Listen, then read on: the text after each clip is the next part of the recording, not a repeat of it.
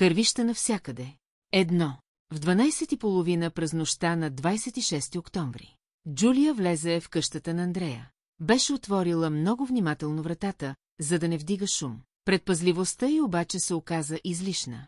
От портативното радио на Андрея звучаха Staple Sisters. Хорас изтича да я посрещне.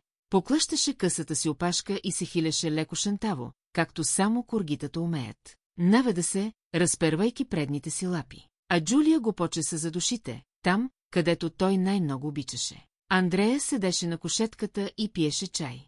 Съжалявам за музиката, каза и намали звука. Не можах да заспя.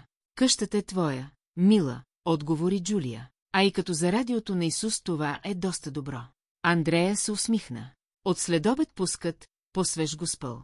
Направо се родих. Как мина срещата ви? Добре. Шамуей седна. Искаш ли да поговорим за нея? Не е хубаво да се тревожиш. Сега трябва да мислиш за здравето си. Знаеш ли какво? Изглеждаш малко по-добре. Това бе истина. Другата жена все още беше бледа и слаба. Но кръговете под очите й бяха избледнели. А и в самите й очи вече имаше блясък. Благодаря ти. Хорас държа ли се добре? Много беше послушен. Играхме си стопка. А после поспахме малко и двамата. Сигурно за това изглеждам по-добре. Сънят винаги се отразява положително на момичетата. А гърбът ти? Андрея се усмихна. Усмивката й беше малко тъжна. Сякаш не вярваше, че болката някога ще изчезне. Не е зле гърбът ми. Почти нищо не усещам, дори когато се наведа. Знаеш ли какво си мисля? Джулия поклати глава. Мисля, че тялото и разумът си сътрудничат по отношение на наркотиците. Ако мозъкът иска наркотици, тялото помага. То казва, не се тревожи, не се чувствай виновен, всичко е наред, наистина ме боли. Не говоря за хипохондрия, нещата не са толкова прости. Просто. Тя млъкна, погледът и се зарея в пространството. Сякаш се беше пренесла на друго място. Джулия се зачуди къде точно. Тя се върна след малко. Човешката природа може да бъде разрушителна. Кажи ми. Не прилича ли градът на тяло? Прилича, отговори незабавно Джулия. А не може ли той да каже, че го боли, само и само мозъкът да получи наркотика, за който копнее? Джулия се позамисли, след това кимна. Може. В настоящия момент големия Джим Рени е мозъкът на града, нали така? Да, мила. Така е. Андрея седна на кушетката и сведе леко глава. След това изключи малкото радио и отново си справи на крака. Смятам да си лягам. Този път ще успея да заспя, да знаеш. Чудесно, каза Джулия. А след това по някаква неясна за нея причина попита. Андрея, случило ли се нещо, докато ме нямаше? Другата жена изглеждаше изненадана. Ами да, с хора си играхме с топката. Без дори да трепне от болка, тя се наведе. Движение, което само допреди седмица твърдеше, че не може да направи. И протегна ръка. Хора се приближи и се остави да бъде погален по главата. Много е добър в донасенето на предмети. 2. Когато се качи в стаята си, Андрея седна на леглото и започна отново да чете файла Вейдър. Този път четеше побавно. Малко преди 2 часа тя сложи листовете в кафявия плик. После прибра плика в чекмеджето на масичката. На същото място се намираше и 38-калибровият пистолет, който брат и Дъглас и беше подарил преди 2 години по случай рождения й ден. Тогава се беше втрещила, но Дъги й беше заявил категорично, че жена, която живее сама, трябва да има с какво да се защитава. Тя извади оръжието и дръпна барабана. Камерата, която щеше да се озове пред ударника, когато спусъкът бъде натиснат за първи път. Беше празна, така и трябваше да бъде, според инструкциите на Туич. Другите 5 бяха пълни. На горния рафт в шкафа имаше още патрони. Но те не й трябваха, защото онези нямаше да й дадат възможност да презареди. Ченгетата му щяха да застрелят веднага. А и ако не можеше да убие Рени с 5 патрона, не заслужаваше да живее. В края на краищата, промърмори тя, докато връщаше пистолета в чекмеджето. Защо ми е да се оправям? Сега.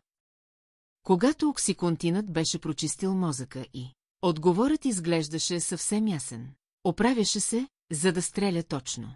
Амин, каза и изгаси лампата. След 5 минути вече беше заспала. 3. Младши беше съвсем буден. Той седеше до прозореца на болничната си стая и гледаше как странната розова луна се скрива. зад новото черно петно върху купола.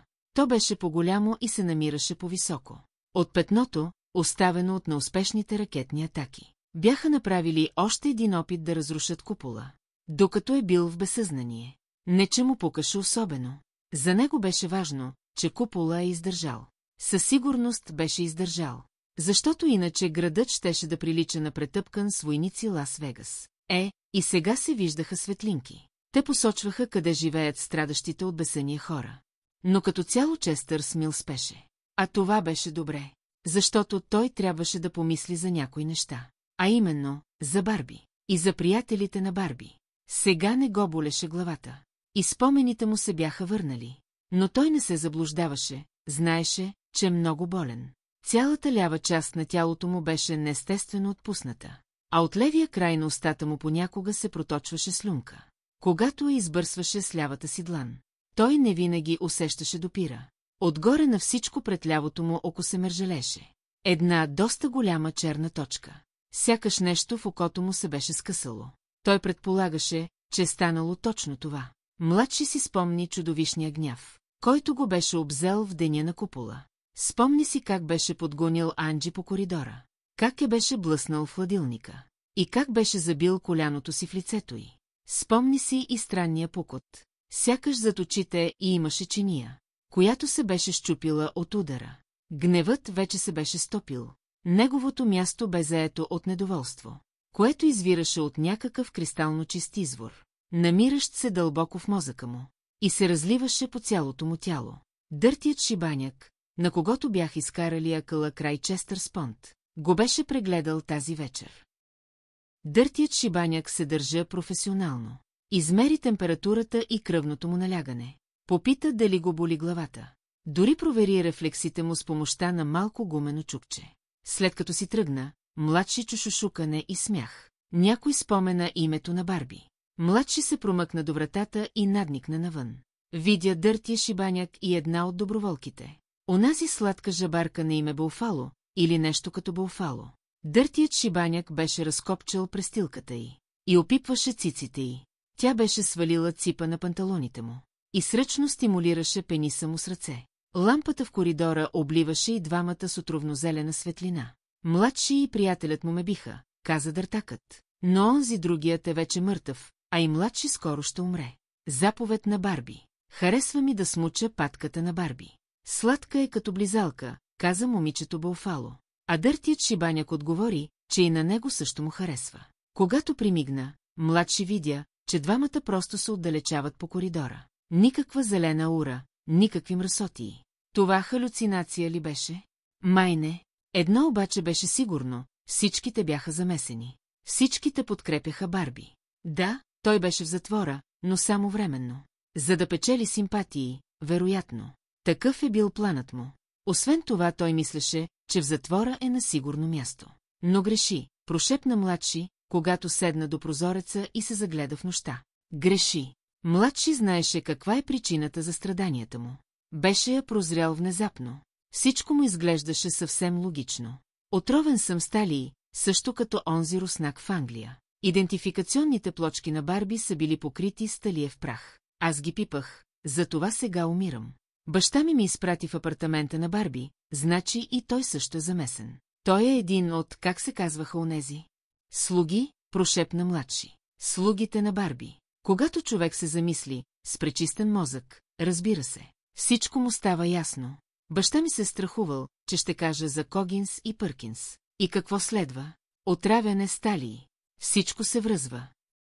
На паркинга отвъд муравата притича вълк, а на самата мурава две голи жени лежаха една до друга в поза 69. 69 изберете и ще се наядете. Така викаха младши и Франки като малки. Когато видяха две момичета да вървят заедно. Едната от лесбийките приличаше на Сами Буши. Сестрата, Джини, му бе казала, че Сами е мъртва, което очевидно не беше вярно. Значи и Джини беше в тюпа. Значи и тя подкрепяше Барби. Целият ли град беше на тяхна страна?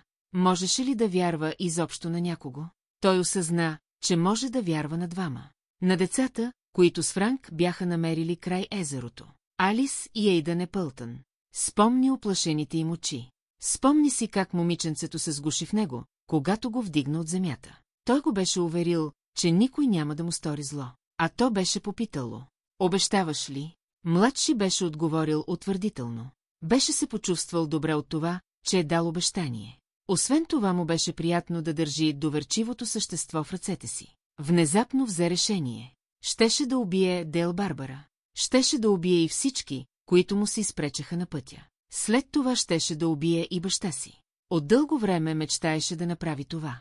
Въпреки че досега никога не го беше признавал пред себе си. След като свършеше тази работа, щеше да открие Ейдън и Алис. Ако някой се опиташе да му попречи, щеше да го убие. Щеше да закара децата на Честър Понт. И щеше да се грижи там за тях. Щеше да спази обещанието, което беше дал на Алис. Така нямаше да умре. Господ нямаше да позволи той да умре от отравяне сталии. Защото децата се нуждаеха от грижи. Сега Анджи Маккейн и Дуди Сандърс крачеха важно по паркинга. Носеха къси полички фланелки с емблемата на «Дивите котки». Те го видяха и започнаха да въртят задниците си и да вдигат полите си. Лицата им бяха сивкави, погрознели от разложението. Момичетата пееха. Вратата на килера отвори. Влез и ни изчукай ти. Хайде нашите. Младши затвори очи. После ги отвори. Приятелките му ги нямаше. Още една халюцинация, като вълка. Момичетата в поза 69 май бяха истински обаче. Може и да не закарам децата на езерото. Много е далече от града. Може да ги закарам в килера на Маккейн. Той е близо и в него има много храна. А освен това там е тъмно. Ще се погрижа за вас, деца, каза младши. Ще ви пазя. Щом Барби умре, цялата конспиративна мрежа ще се разпадне. Малко по-късно той опря челото си стъклото и също заспа. Глава 4. Макар че задникът и беше само натъртен. Хенриета Клавард изпитваше силна болка. На 84 години всичко, което не е наред с теб, боли ужасно. В първия момент си помисли, че причината да се събуди толкова рано е точно в задника й. Но тиленолът, който бе изпила в 3 сутринта, като че ли още действаше. Пръстенът против хемороиди на покойния и съпруг също бе помогнал. Не, нещо друго ме събудило, каза си. И скоро разбра какво е то. Бъди, ирландският сетер на семейство Фриман, виеше. Бъди никога не виеше. Той беше най-круткото куче на Бетъл Стрит. Освен това, генераторът на Фриманови беше спрял. Тък му той и беше помогнал да заспи миналата нощ. Неговото тихо равномерно пърпорене действаше успокоително. Но този вой. Кучето като че ли изпитваше болка.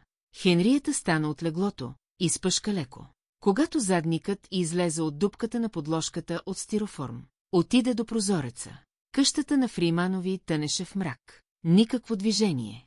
Нито лампа, нито звук. А колите им бяха там. Къде можеха да са отишли? Бъди продължаваше да вие. Хенриета облече пеньоара си, нахлузи чехли и излезе отвън. До нея спря кола, Дъглас Туичъл. Очите му подпухнали, в ръка чаша кафе от «Дивата роза».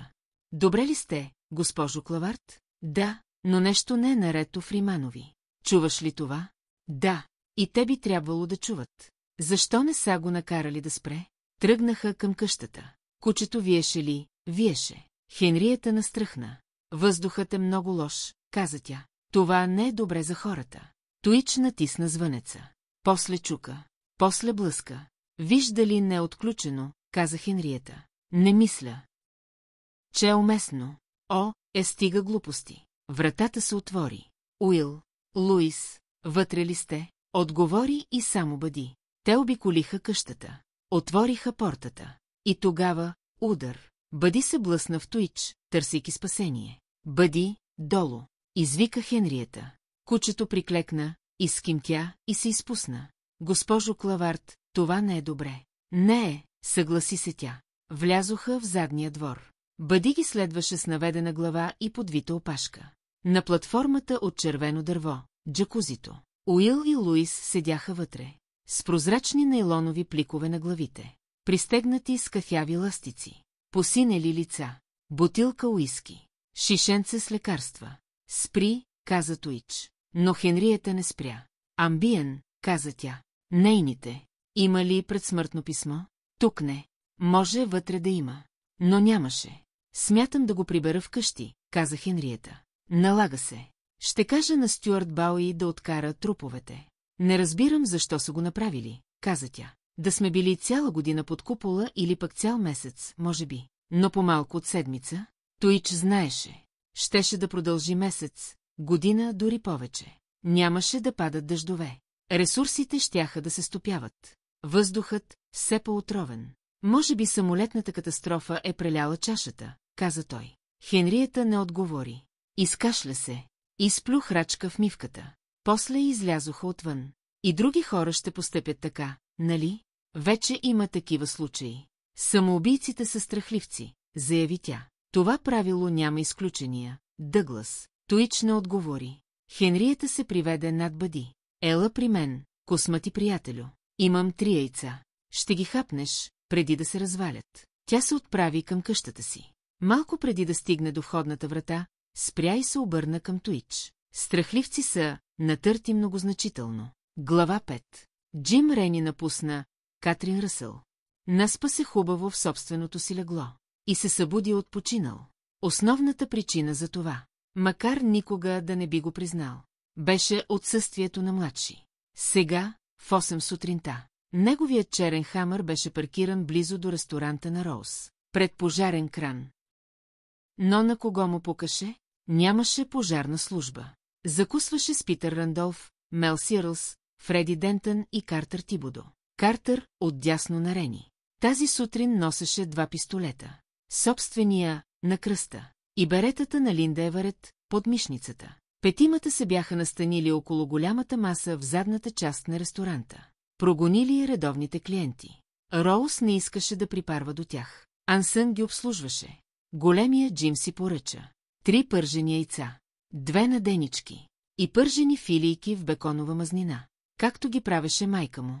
Знаеше, че не трябва да яде така, но днес щеше да му е нужна много енергия. Следващите дни щяха да са тежки. После всичко щеше да е под контрол. После непременно ще се погрижа за холестерола. Къде са братята Бауи? Попита той. Извикаха ги на Бетъл Стрит, отговори Картер. Господин и госпожа Фриман са се самоубили. Бре, изобщо не съм изненадан. После се сети. Няма пречки да стане представител на Тойота. Но за какво му е? Скута му бе паднал много посочен плод – градът. Той вече подготвяше списък с наредби. Щяха да влязат в сила веднага, щом получи цялата власт. А това щеше да се случи тази вечер. Момчета, той и Луис закусват в рая. На слугинската маса, несъмнено. Прихна да се смее. Фермата на Динсмор. Още едно самоубийство. Кой? Олдън? Не. Жена му. Шели. Да сведем глави за минута, предложи Джим. О, господи, смили се над грешните им души. После работа. Намерих липсващия пропън, обяви Джим. В радиостанцията е. Боже! Възкликна Рандолф. Ще пратим камиони. Да, но не днес. Утре. Когато хората отидат да се видят с роднините си. Ще имаме нужда от полицаи. Фред, ти и Мел. Картер, ти си ми под ръка. Защо полицаи? Просто бутилки с пропън. Ами пак опираме до нашия приятел Дейл Барбара. И до плановете му да дестабилизира града. Там има 2 въоръжени мъже. Охраняват нарколаборатория. Единият – Филип Буши. Другият – Анди Сандърс. Анди. Изтърва вилицата си Рандолф. Барбара го е вкарал в бизнеса. Анди се е нуждаел от пари. Аптеката му е пред фалит. Той и Буши са стреляли по един от камионите. Спукали са гумите. Тези хора са опасни. Нашите трябва да носят бронежилетки. Добра идея. И не давам гаранции за сигурността на Анди. Бог те обича. Прави каквото трябва. Пропанът ни трябва. Градът ламти за него. Няма да мога да отида на партито, така ли? Попита Картер. Зная, че си разочарован. Но искам утре да си с мен. Някой трябва да координира нещата. Ще има инциденти. Кажете на Туичъл да отида с линейката. Много ми е тежко, Пит, но трябва да ти кажа. Младши може би също е забъркан в бизнеса с наркотици. Младши? Не и младши. Свръхдоза. Това е най-вероятната причина за състоянието му. Те ще очакват да минете по главния път. Но има друг, през гората. Минете откъм задната страна на радиостанцията. Гората е стара, без хръсталъци. Няма да имате проблеми. Телефонът му звъни. Рени на телефона. Какво желаете, полковник Кокс? Усмивката му угасна. Откъде да знам, че казвате истината? Имаме ли Гайгеров брояч? Може би в противорадиационното укритие. Радиация ли, шефе? Няма причини за тревога. Младши би казал, че се опитват да ме шашнат. Сигурно е така. Провери все пак дали имаме брояч. Ако работи, донеси ми го. Големият Джим вече съжаляваше, че е отговорил. Щяха да тръгнат слухове. Вероятно нямаше никакъв проблем. Офицерчето просто се опитваше да развали хубавия ден. Кога искате да нападнем радиостанцията, господин Рени? 12 часа. Всички ще са се събрали край шосе 119. Градът ще е пуст. Атакувайте онези нещастници по пладне. И спасете нашия пропън. Искам да сте като кълбоите в старите уестърни. Глава 6. В 11:15. В четвъртък сутринта. Микробусът на Дивата Роза се движеше на юг по шосе 119. На другия ден магистралата щеше да се задръсти с коли и да засмърди на изгорели газове. Но днес изглеждаше зловещо пуста. Зад волана самата Роуз, Ерни Кълвърт на дясната седалка, а Нори между тях. Върху кожуха на двигателя стискаше скейтборда си, облепен с лепенки на отдавна несъществуващи пънк групи. Сталаг 1-7, Дъдет Милкман. Ама много гадно мирише въздухът, каза момичето. Това е престил, мила, отвърна Роуз. Смръдливо тресавище. Но проблемът не беше само в реката.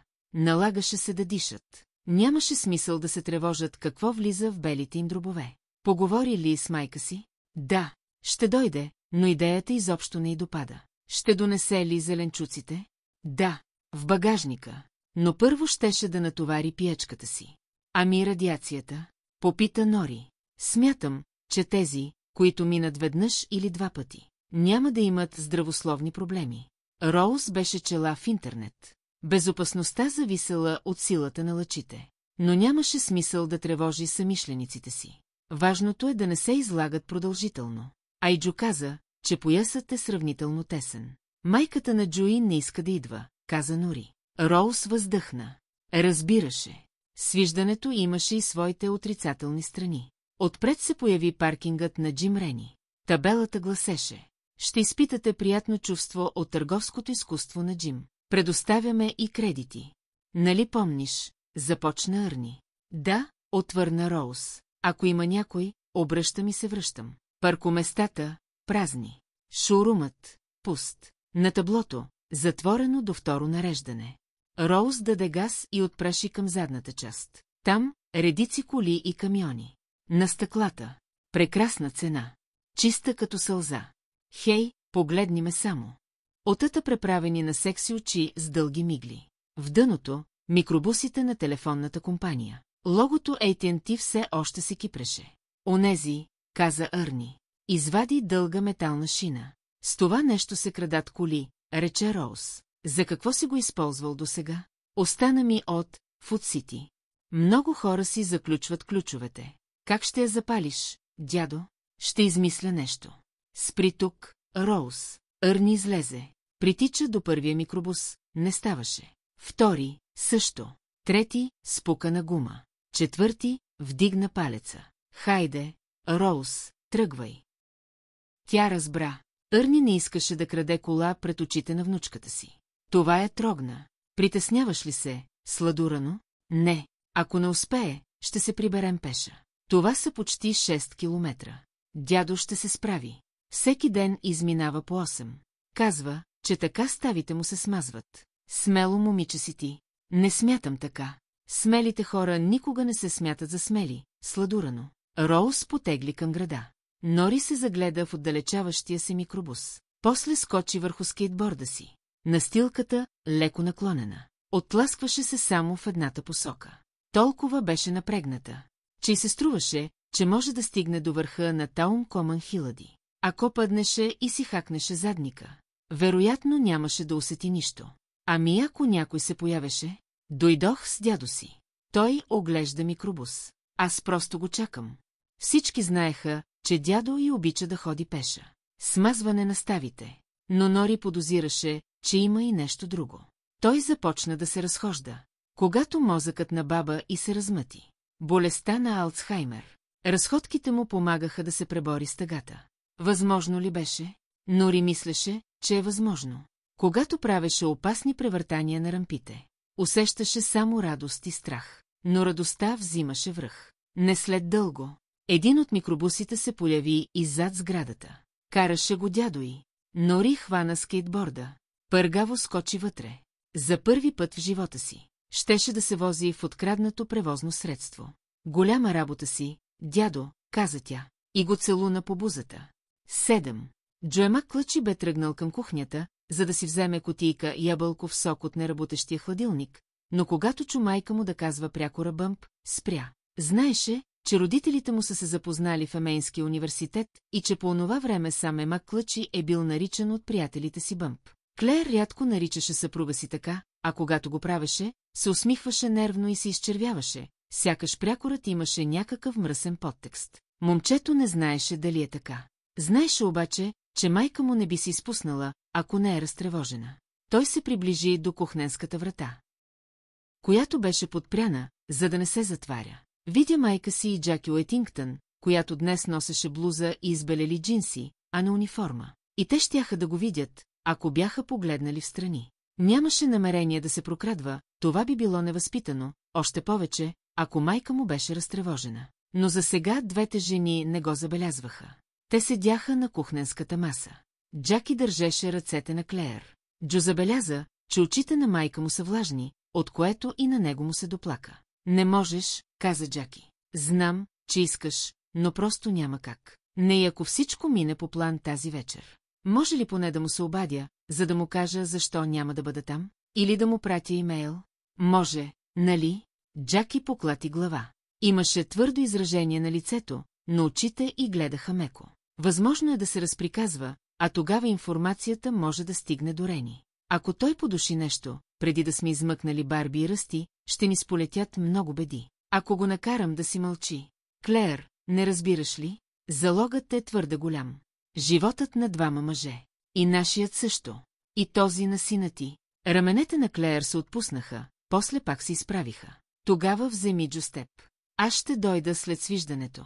Рени няма да ме заподозре, не познавам Дейл Барбара, Ръсти също не го познавам, с него само си казваме «Здрасти», когато се срещнем на улицата. Ходя при доктор Хартуел, който практикува в Късъл Рок. Но Джо познава Барби, обясни и търпеливо Джаки. Джо нагласи камерите, с помощта на които видяхме ракетните удари. А големия Джим знае това. Не разбираш ли, че ще те тикне в затвора? После ще те обработва, докато не му кажеш къде сме отишли. Няма да кажа, възрази майка му.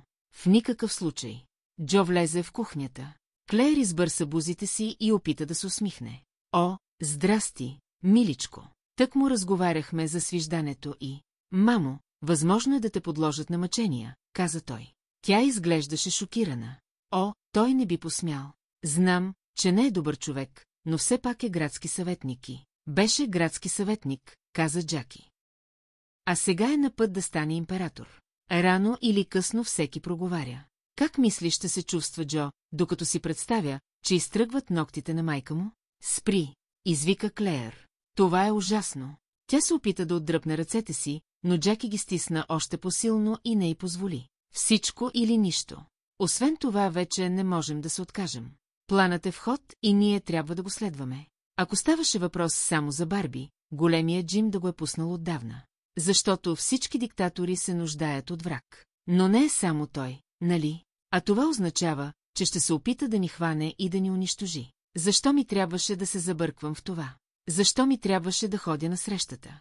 Защо пуснах Джо? Ние трябва да го спрем. Възрази момчето. Господин Рени се опитва да превърне Мил в нещо като полицейска държава.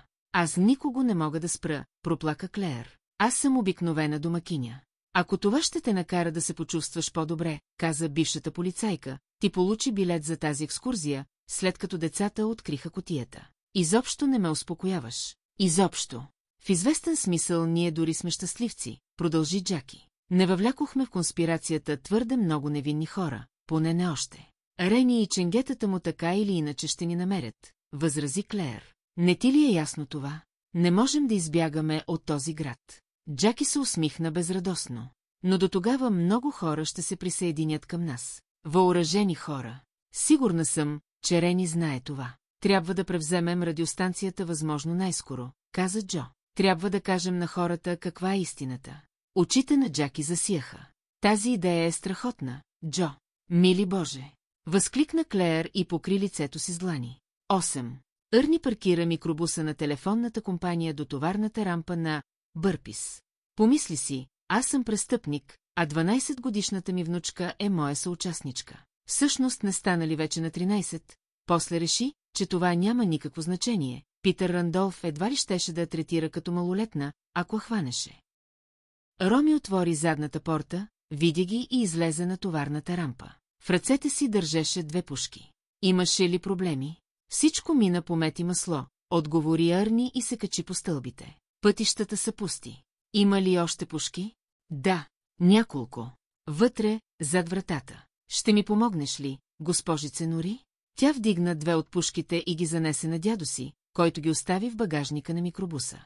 Роми избута върху товарната рампа количка, върху която бяха натоварени 10 оловни ролки. Не е нужно да я разтоварваме сега, каза.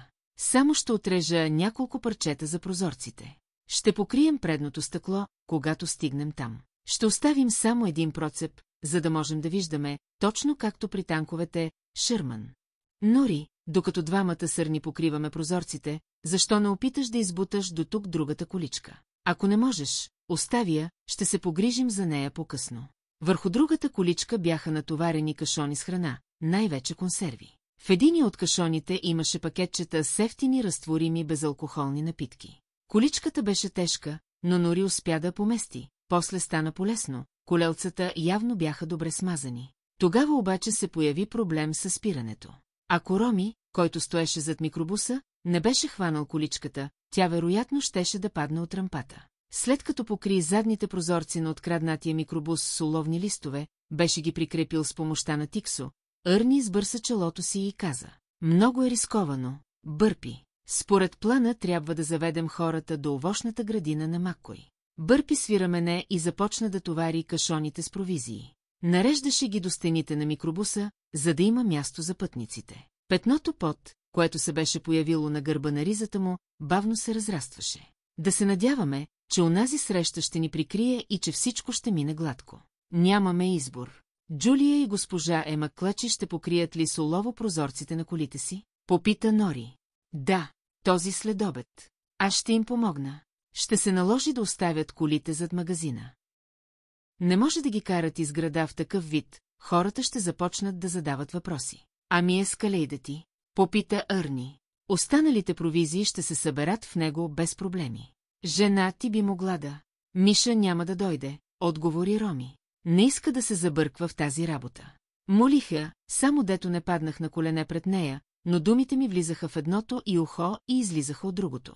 Сигурно подсъзнателно съм очаквал да стане така, защото не й разказвах за плановете ни. Все пак знае някои неща и ще загази, ако Реня спипа. Тя обаче не разбира това. Защо не разбира? Попита Нори и отвори широко очи. Усети, че въпросът ти е неуместен чак когато видя намръщената физиономия на дядо си. Защото е твърдоглава, милата ми тя. Казах и, че може да изторят нещо лошо, а тя ми отговори, нека пробват, такава си е моята Миша. По дяволите, ако ми се отдаде случай по-късно, ще отида при нея. До тогава може да си е променила мнението. Жените са непостоянни. Хайде, да сложим вътре още няколко кашона. И не затрупвай пушките, Арни. Може да ни потрябват. Не мога да повярвам, че замесих и теб, момичето ми, каза Арни. Всичко е наред, дядо. Предпочитам да съм в тюпа. Този път тя казваше истината. 9. Бам. Тишина. Бам. Тишина. Бам. Тишина. Оли Динсмур седеше по-турски на 1,5 метра от купола. Старата му буйска от скараница, която лежеше до него, имаше камъни, беше ги събрал в предния двор. Толкова беше натъпкал раницата, че едва я беше довлякал до тук. През цялото време си мислеше, че брезентовото дъно ще се разпори и амунициите ще се разпилеят. Нищо такова обаче не се случи. Той си избра друг камък, хубав и объл, изгладен от някой древен ледник, и го хвърли през рамо към купола. Камъкът се удари в невидимата преграда и отскочи. Той го вдигна от земята и отново го хвърли. Бам! Тишина. Оли си помисли, купола си знае неговото. Сигурно за това брат ми и майка ми са мъртви, но пък амунициите ще ми стигнат за цял ден. Каменни бумеранги, помисли си и се усмихна. Усмивката. Въпреки че беше искрена, му придаваше ужасяващ вид, защото лицето му беше твърде изпито. Той не се хранеше добре напоследък, а и не смяташе, че апетитът му скоро ще се върне. Това да чуеш изстрел и да видиш майка си легнала до кухненската маса с отметната нагоре пола, под която се виждат долните й гащи, и с огромна дупка в главата не се отразява добре на апетита. Бам! Тишина! От другата страна на купола кипяха приготовления, вече бе изникнал цял палатков лагер. Джипове и камиони щъкаха насам-натам, стотици войници се щураха наоколо, подгонени от заповедите и рогатните на началниците си. В момента вдигаха 3 дълги палатки, пред които имаше табели: пункт за гости 1, пункт за гости 2, пункт за първа помощ. Пред друга още по-дълга палатка имаше табела, на която пишеше «Леки закуски». Малко след като Оли седна на земята и започна да замеря с камъни купола, пристигнаха 2 камиона, натоварени с химически тоалетни. Сега боядисаните в жизнерадостен син цвят кенефни кабинки бяха наредени на земята, на благоприлично разстояние от мястото, на което разделените от купола роднини щяха да разговарят помежду си. Нещото, което беше изтекло от главата на майка му, приличаше на плесенясало сладко от ягоди. Оли не можеше да разбере защо се бе самоубила по този начин и защо бе избрала това място. Защо в стаята, където обикновено се хранеха, не е била на себе си и не си е давала сметка, че има и друг син, който някога пак ще яде, ако не умре от глад преди това, но който никога няма да забрави ужасната пихтия, пръсната на пода? Да, не си е давала сметка. Защото Рори беше нейният любимец, нейното слънчице. Тя се сещаше, че съществувам, когато забравях да нахраня кравите или да почистя отделенията им, докато се напаша. Или когато в бележника ми цъфнеше 2. Защото той получаваше само 6. Метна 1 камък. Бам! Тишина. Няколко войници слагаха табели близо до купола. На табелите, които гледаха към Мил, пишеше: «Внимание! За ваша сигурност! Стойте на не по-малко от 2 метра от купола». Оли предположи, че и на табелите, които са обърнати в другата посока, пише същото. Помисли си, че тези оттатък ще се съобразяват с предупреждението, защото оттатък имаше кой да се грижи за реда. Тук обаче щяха да се съберат около 800 местни хора и около 20 на полицаи, повечето от които новоназначени. Полицаите нямаше да могат да спрат тълпата, по-скоро биха успели да предпазят пясъчен замък от надигащ се прилив. Долните й гащи бяха мокри, а между разкрачените й крака имаше локва. Майка му се бе подмокрила малко преди да натисне спусъка или малко след това. Трябва да е било след това, помисли си Оли. Той хвърли камък. Бам! Тишина. Наблизо се мотаеше човек, облечен в униформа. Беше много млад. На ръкавите му нямаше нашивки, очевидно беше редник. Изглеждаше на около 16 години, но Оли предположи, че е по-възрастен. Беше чувал, че някои момчета крият възрастта си само и само да влязат в армията, но стигна до извода, че такива неща вече не се случват. Та нали вече има компютри. Войникът се огледа, видя, че никой не му обръща внимание, и заговори с тих глас. Имаше южняшки акцент. Момче, би ли престанал? Направо ще ме побъркаш. Отиди на друго място тогава, каза Оли. Бам! Тишина. Не мога. Заповед. Оли не му отговори. Взе друг камък и го хвърли към купола. Бам! Тишина. Защо го правиш? Попита войникът. Мотаеше се с 2 табели, които трябваше да постави, за да може да поговори с Оли. Защото рано или късно някой от тях няма да отскочи. А когато това се случи, ще стана и ще тръгна на някъде. Не искам повече да виждам тази ферма. Не искам повече да доля крави. Какъв е въздухът при теб? Чист. Студеничко е обаче. Аз съм от Южна Каролина. Мога да ти кажа, че през октомври времето в Южна Каролина е друго. При Оли, който седеше на 3 метра от войника, беше топло и смръдливо. Войникът посочи зад Оли. Зарежи камъните и се погрижи за онези крави. Вземи да ги прибереш в обора, да ги издоиш или намажи виметата им с мехлем.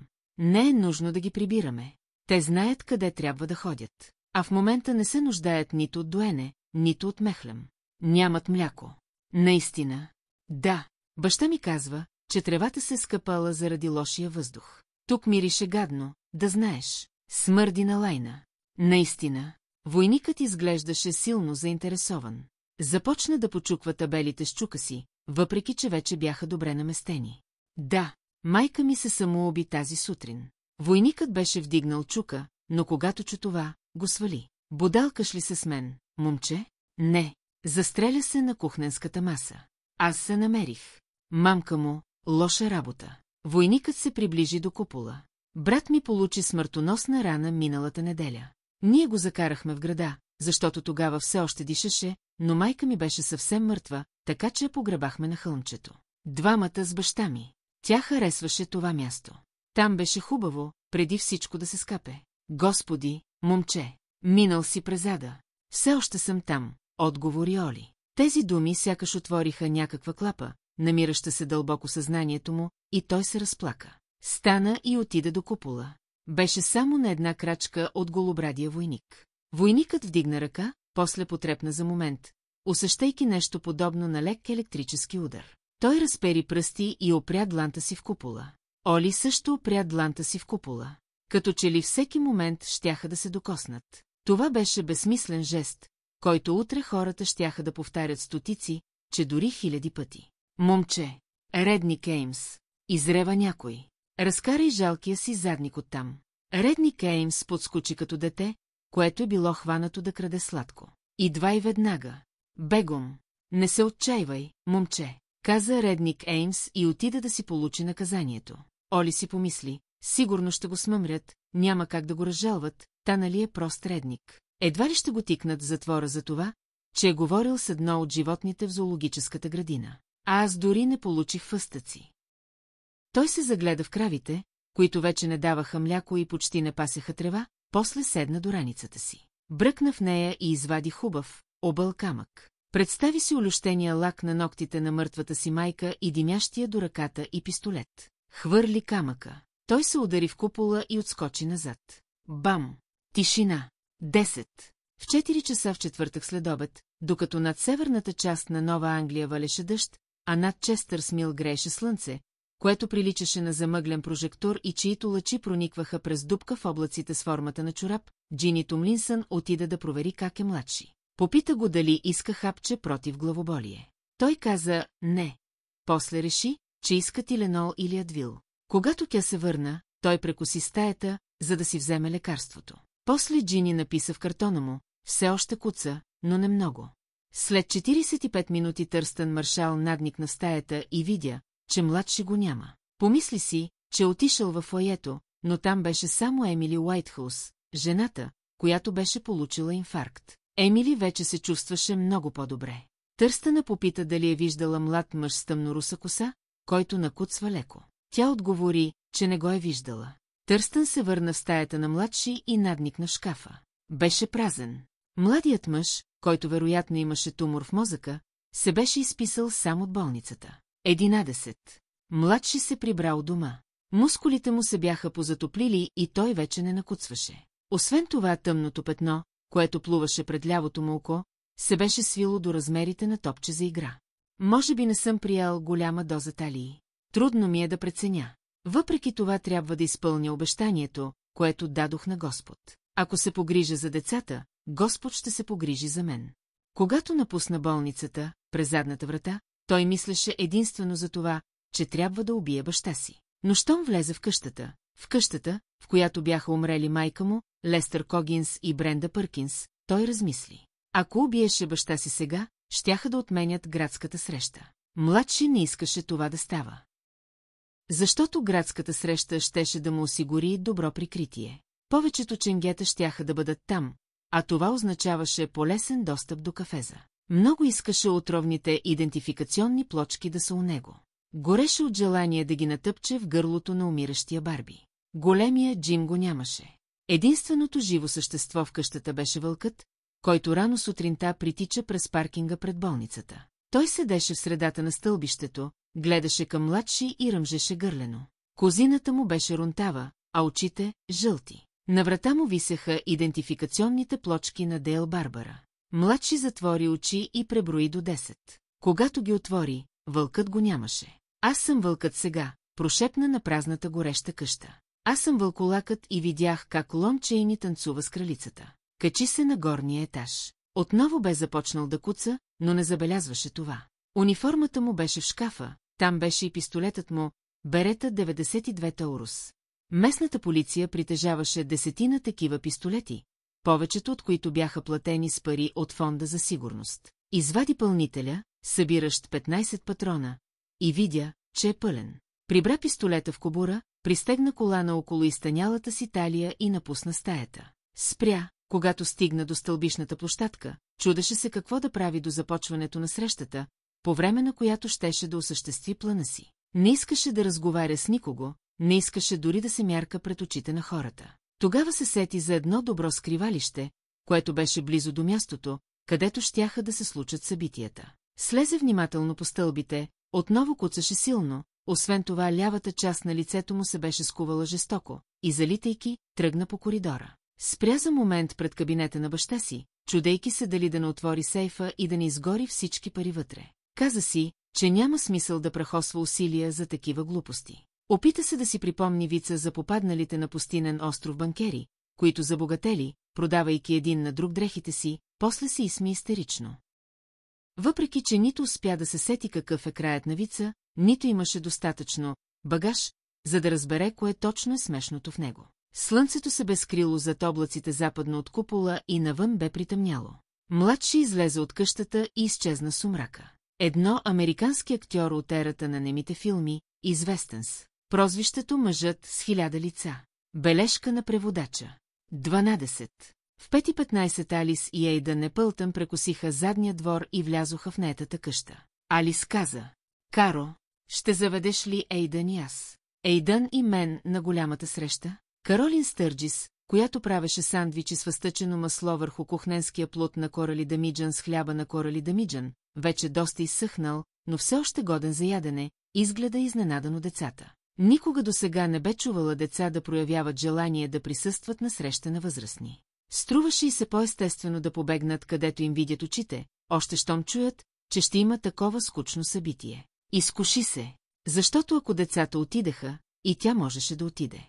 Сигурни ли сте? Попита и се наведе. И двамата, преди няколко дена Каролин би казала, че не иска да има деца и че интересува само кариерата на учителка и писателка. Може би дори на романистка, въпреки че писането на романи и се струваше рискована работа, осъзнаваше, че може да загуби много време в писане на роман от 1000 страници, а накрая да се окаже, че той не става за нищо. Поезията обаче да обикаля страната, може би с мотоциклет, да представиш творбите си и да участваш в семинари свободна като птица, това би било чудесно. Да се срещаш с интересни мъже и да дискутираш Силвия Плат в леглото, дори още по-хубаво. Алис и Ейдън бяха променили мирогледа и тя ги беше заобичала. Да, искаше купола да се разпадне, разбира се, че искаше, но само при мисълта, че ще трябва да върне децата на майка им, заболяваше сърцето. Дълбоко в себе си се надяваше, че и децата ще изпитат лека болка от разделата. Може би това беше непочтено от нейна страна, но нищо не можеше да направи. Чувства. Ейдън, наистина ли искаш това? Срещите на възрастните хора понякога са ужасно дълги и отекчителни. Да знаеш. Искам да отида, обяви момченцето. Искам да видя всички хора. Тогава Каролин разбра. Децата не се интересуваха от дискусиите за начините за съхраняване на ресурсите на града. Защо да ги интересуват такива неща? Алис беше на 9, а Ейдън на 5. Но да видят всички събрани на едно място, като голямо семейство, това вече изглеждаше логично. Ще се държите ли добре? И няма да се боричкате и да шушукате твърде много? Разбира се, обяви тържествено Алис. А ще се изпишкате ли, преди да тръгнем? Да. Този път момичето забели очи, за да покаже каква досадница е Каро, а на младата жена този жест даже и хареса. Тогава просто ще увия тези сандвичи салфетки, каза Каролин. Имаме и 2 кутийки сода, специално за деца, които могат да използват сламки. Само че децата, за които намеквам, трябва да са се изпишкали, преди да започнат да се наливат с течности. Пия със сламки като луд, каза Ейдън. А упс ще има ли? Той иска да каже упс и пайс, поясни сестра му. Знам какво иска да каже, но няма повече. Мисля обаче, че има бисквити. От онези, дето са с канелена захар. Канелените бисквити са жестоки, каза Ейдън. Обичам те, Каро. Каролин се усмихна. Помисли си, че не е чела поема, която да звучи толкова хубаво, колкото думите на момченцето. Дори онази на Уилямс за студените сливи отстъпваше. 13. Джулия се взираше очудено в Андрея Гринъл, която слизаше бавно и тържествено по стълбите. Възрастната жена изглеждаше много променена. Промяната не се дължеше само на факта, че си беше сложила грим и беше сресала изтощената си от множество кадрения коса, имаше и нещо друго. Джулия осъзна, че отдавна не я е виждала такава, приличаща на себе си. Тази вечер Андрея носеше ефектна червена рокля, вероятно от Ан Тейлър, пристегната в кръста с колан и голяма платнена чанта. Даже Хорас я гледаше учудено. Как изглеждам? Попита Андрея, когато слезе на етажа. Дали бих могла да отлетя към срещата, ако имах метла? Изглеждаш прекрасно. С 20 години по-млада. Благодаря ти, мила, но горе има огледало. Ако на него не се вижда колко добре изглеждаш, по-добре пробвай това тук, тук е посветло. Андрея премести чантата в другата си ръка, сякаш и беше дотежало. Мисля да те послушам. Ще се справиш ли с това изпитание? Мисля, че да, но ако започна пак да треперя, ще се измъкна през страничния вход. Тя нямаше намерение да се измъква, независимо дали щеше да се разтрепери или не. Какво носиш в чантата? Андрея си помисли, обядът на Джим Рени. Смятам да го нахраня пред целия град. Когато ходя на градски срещи, винаги си взимам плетиво. Понякога ми става ужасно скучно. Този път едва ли ще скучно, отбеляза Джулия. Ти ще отидеш, нали? Ами може и да отида, отговори небрежно Джулия. Всъщност възнамеряваше да отиде на друго място, намиращо се доста далеч от центъра на Честърс Мил. Преди това трябва да свърша някои неща. Ще се оправиш ли без мен? Андрея направи комична физиономия. Тръгвам по улицата, спускам се надолу по хълма и съм там. Изминавала съм това разстояние стотици пъти. Джулия погледна часовника си. Беше 6 без 15. Не е ли твърде рано? Предполагам, че Александър ще отвори вратите в 6 часа. Искам да седна на хубаво място. Ти си градски съветник, трябва да си на сцената, каза Джулия. Не смятам така. Андрея отново премести чантата в другата си ръка. Плетивото наистина беше вътре, както и файлът, Вейдър и пистолетът, който брат ти Туичи беше дал, за да има с какво да се защитава. Тя си помисли, че оръжието ще послужи за друго, за защита на града. Градът прилича на човешко тяло, но има едно предимство пред него, при нужда мозъкът му може да бъде подменен с друг. Възможно е дори да не се наложи да убивам. Дано да не се наложи. Джулия я гледаше озадачено. Андрея осъзна, че се отнесла. Тази вечер ще седна при обикновените хора. Когато му дойде времето. Ще кажа каквото имам да казвам. Така ще направя, вярвай ми. 14. Андрея се оказа права, че Александър Тимънс ще отвори вратите в 6.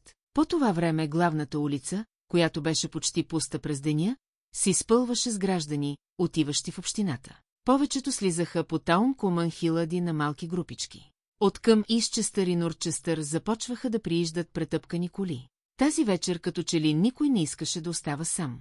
Тя беше дошла рано, в залата все още имаше доста свободни места. Седна на третия ред, до пътеката. Точно пред нея, на втория ред, бяха Каролин Стърджис и Ейдън и Алисе Пълтън.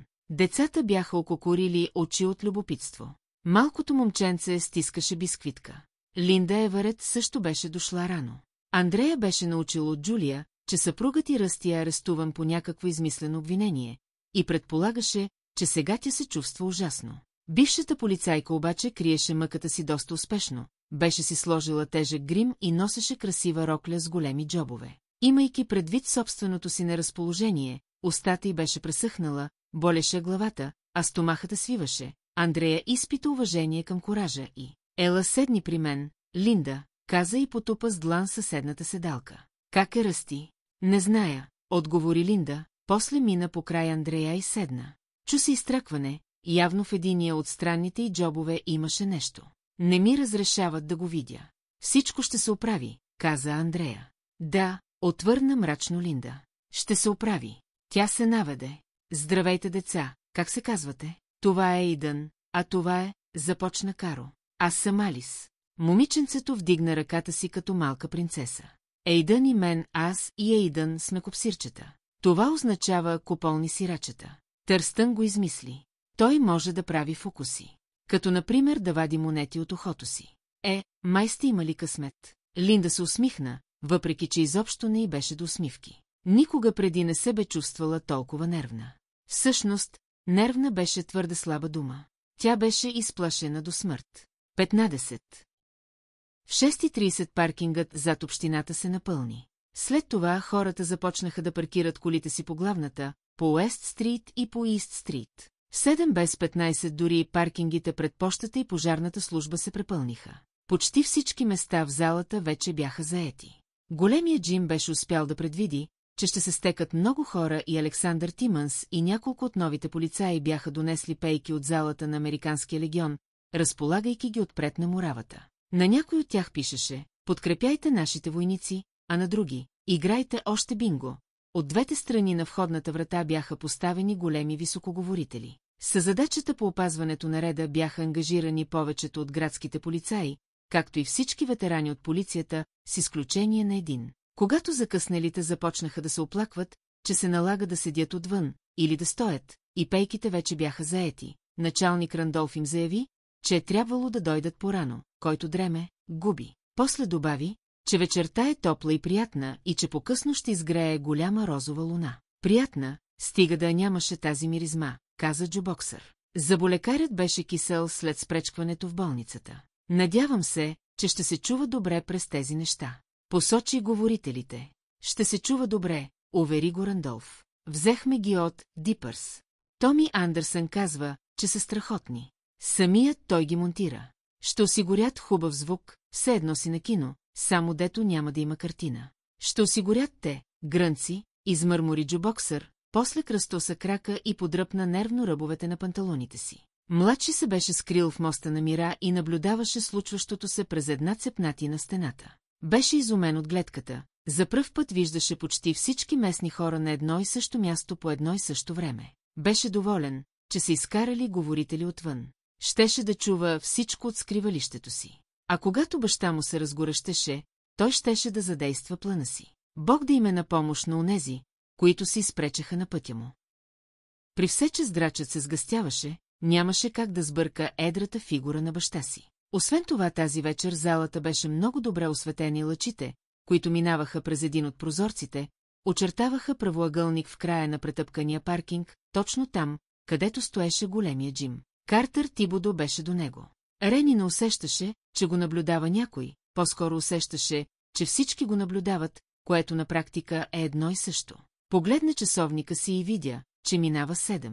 Политическият му нюх, развиван в течение на дълги години, му подсказваше, че всяка една важна среща трябва винаги да започва с 10 минути закъснение, което означаваше, че вече трябваше да тръгва по алеята. Носеше написаната реч в папка, но едва ли щеше да има нужда от подсещания, щом се развихреше. Знаеше какво трябва да каже.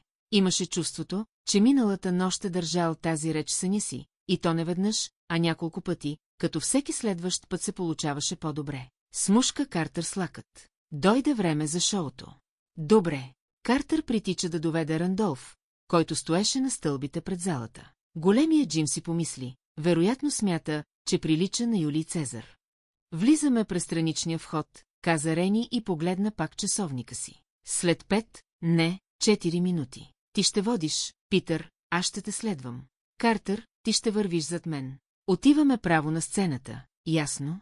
Вървете уверено, да не вземете да се сгърбите. Ще ни посрещнат с аплодисменти. Стоите мирно, докато не утихнат. След това сядате. Питър, ти ще бъдеш от лявата ми страна, Картер, отдясно. Аз ще пристъпя към подиума. Първо ще се помолим, после всички ще станат да изпеят националния химн. Аз ще нахвърлям набързо дневния ред. Те ще го гласуват без възражения. Ясно, нервен съм като бълхъсъл чакъл, сподели Рандолф. Спокойно. Всичко ще мине добре. Тук вече той определено грешеше. 16. Докато големия Джим вървеше с антуража си към страничния вход на залата, Роуз паркираше ресторантския микробус пред къщата на Маклачи. Следваше Шевролет седан, управляван от Джоани Кълвърт. Клеър излезе от къщата. В едната си ръка държеше куфър, а в другата – брезентова торба, пълна с зеленчуци. Джо и Вени Дрейк също носеха куфари. Вени беше напълнил своя най-вече с дрехи, взети от скрина на Джо. Вени носеше и брезентова торба, натъпкана с провизии.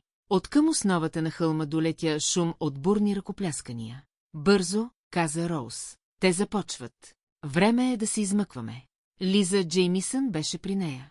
Тя плъзна назад вратата на микробуса и започна да подрежда багажа.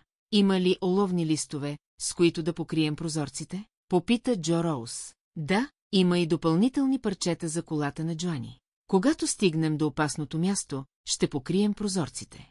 Подай ми този куфър. Това си е чисто безумие, да знаете, каза Джоани Кълвърт, после излезе от колата си и отида до микробуса, вървейки по сравнително права линия. Това наведе Роуз на мисълта, че тя се подсилила с едно, най-много с две питиета. Чудесно! Вероятно си права, отговори Роуз. Готова ли си?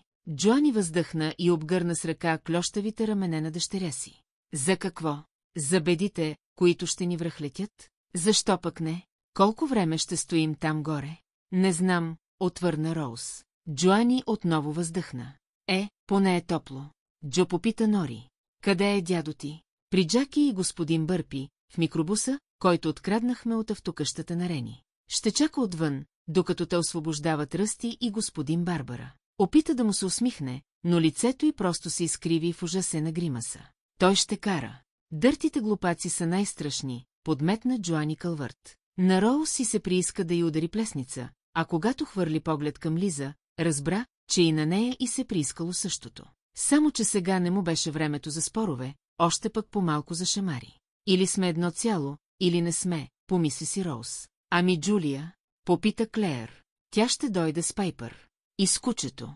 Откъм центъра на града долиташе усиленото от високоговорителите пеене, хората, които седяха отвън на пейките. Също припяваха на обединения хор на Честър Смил, който изпълняваше химна. Да тръгваме, каза Роуз. Аз ще водя. С весел глас, в който обаче имаше някаква тъжна нотка, Джоани Кълвърт повтори. Поне е топло.